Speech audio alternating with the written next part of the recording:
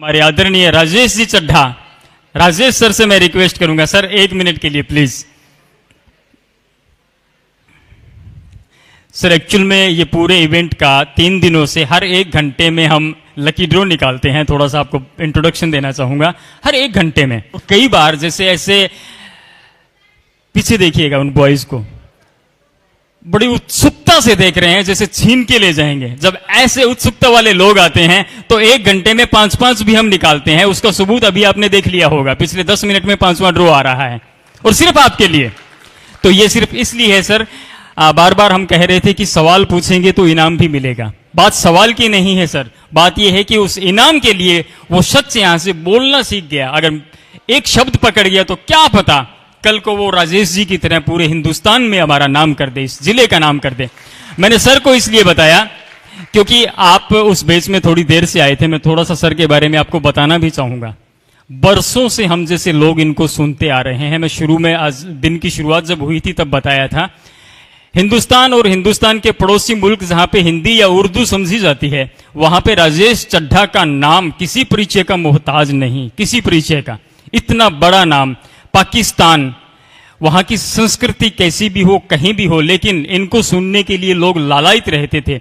9 बजते ही शुक्रवार को 9 बजते ही, चाहे वो पाकिस्तान में घड़ी कुछ बजा रही हो, अफगानिस्तान में कुछ और, लेकिन सबको बेसब्री से इंतजार रहता था किसका? राजेश चड्ढा। यहां पे आए थे हिंदुस्तान की एक और शान गुरदास मान। उन्होंने कहा था, क्या कहा होगा, क्या कहा होगा? राजेश जी चड्ढा को गुरदास मान जैसी हस्ती ने थैंक यू बोला था कि इस कल्चर को हिंदुस्तान के कोने कोने ही नहीं, पड़ोसी मुल्कों में लेके जा रहे हैं। और सबसे बड़ी बात, इतने हेल्पिंग और केयरिंग नेचर काम कर रहा था इसी तरीके के एंकरिंग का। और कहीं फंस गया, और जब इंसान फंसता है तो माँ बाप और गुरु को याद करता है। रात को तकरीबन 10 बजे के आसपास मैंने कॉल किया, शायद सर को याद है कि नहीं मुझे नहीं मालूम। मैंने कहा सर इस तरह से है और मैं इस इवेंट को कैसे करूं, यहां फंस गया मैं। 10 बजे रात को इन्होंने मुझे बताया कि प्रेम ऐसे कर लो, और 5 मिनट में सब फिनिश। क्योंकि मैं नया था, आज भी ये नहीं कहूंगा कि मैं पुराना हो गया, इतना भी बूढ़ा नहीं हूं मैं, लेकिन फिर भी गुरु गुरु होता है, चेला चेला होता है। और ये वो शख्स हैं जो अपनी आवाज से तो सबको बांधते ही बांधते हैं, अपने व्यवहार से इस तरह से मंत्रमुग्ध कर देते हैं कि मैं बार बार सुबह से 10 बार बुला चुका हूं और मन नहीं कर रहा कि इनको छोड़ दूं। सर एक बार सर वो मिट्टी दी खुशबू वाला शुरुआती कोई भी इंट्रोडक्शन लाइन हम सुनना चाहेंगे। रेडियो से तो पीढ़ियों ने सुना है, अब लाइव सुनना चाहेंगे सर। ये बिल्कुल ऐसी बात है जैसे चिड़ियाघर में आदमी जाए ना और शेर को कहे दहाड़ के दिखाओ, ऐसा होता नहीं है।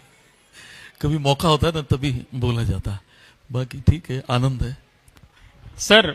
मौका नहीं, मौका तो आपके लिए है, इनके लिए ये मौका कब आएगा sir? 1 line sir, 1 line please. मैं 1 लाइन तो क्या कहूं, मैं एक सूफी संत हुए बुल्ले शाह, शायद आपने पढ़ा भी होगा, सुना भी होगा। उन्होंने एक बात अपनी उनके सोरठे और दोहड़े और काफियां उन्होंने लिखी हैं, रची हैं। आप सब लोगों ने गुरु ग्रंथ साहिब को पढ़ा है तो उसमें भी उसका रेफरेंस है, या बिना उसके भी आप उससे जुड़े हुए हैं पंथ से, तब भी उसका जिक्र होता।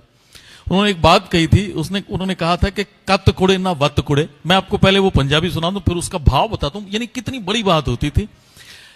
ये इसलिए कर रहा हूं कि यही बातें होती थी उस प्रोग्राम के अंदर जो उस कल्चर को बचा करके रखती थी, जो जिसका ये भी प्रेम जी ने जिक्र किया हुआ।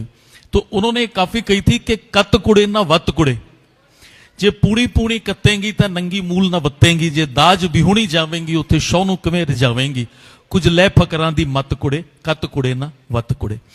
दरअसल क्या है कि ये काफी इस नजरिए से बुल्ले शाह ने लिखी थी। उन्होंने एक पंजाबी कल्चर का, जो अगर हम लोग परिवार से हैं तो वो जानते हैं कि पंजाब में एक त्रिंजन की परंपरा होती है, जिसके अंदर वो त्रिंजन कल्चर ऐसा है कि जिसमें जो कन्याएं हैं वो एक साथ बैठ करके चरखा काटती हैं, बतियाती हैं।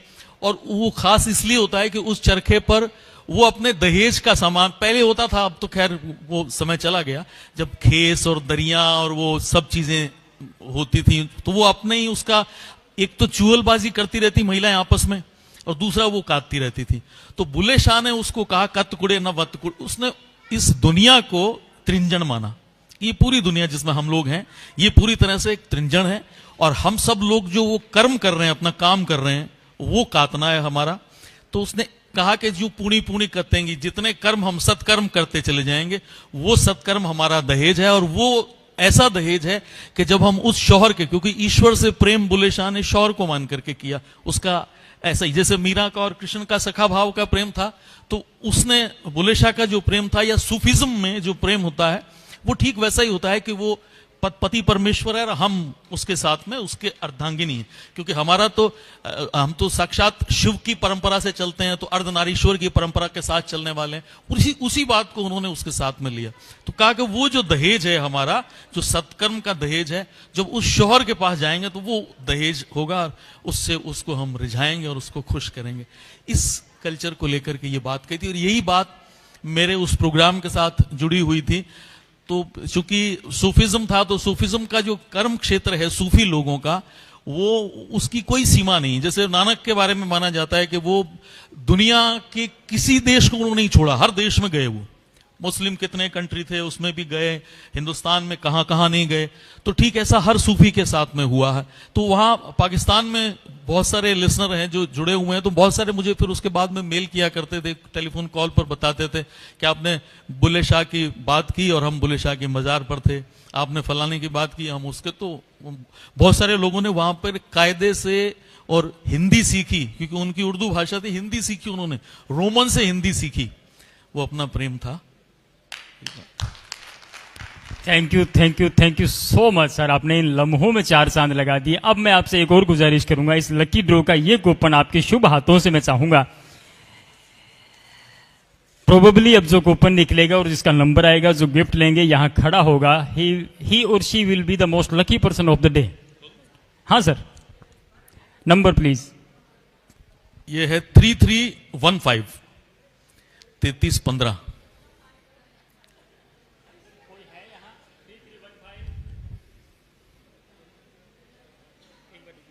3315 3315।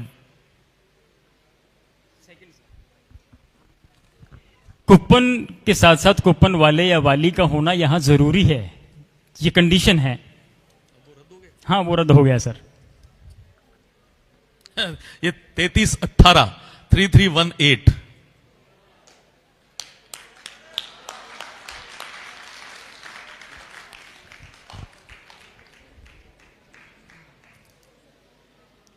नहीं देखेंगे, आप झूठ नहीं बोल सकते, हम जानते हैं आपके चेहरे से मौसूमियत झलक रही है, हम मैच ही नहीं करेंगे। आ जाइए प्लीज। और मैं सर से रिक्वेस्ट करूंगा कि ये गिफ्ट इस बच्चे को, तालियां जरूर होनी चाहिए।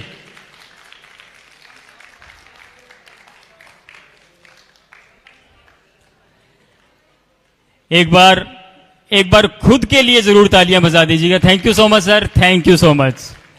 आप सब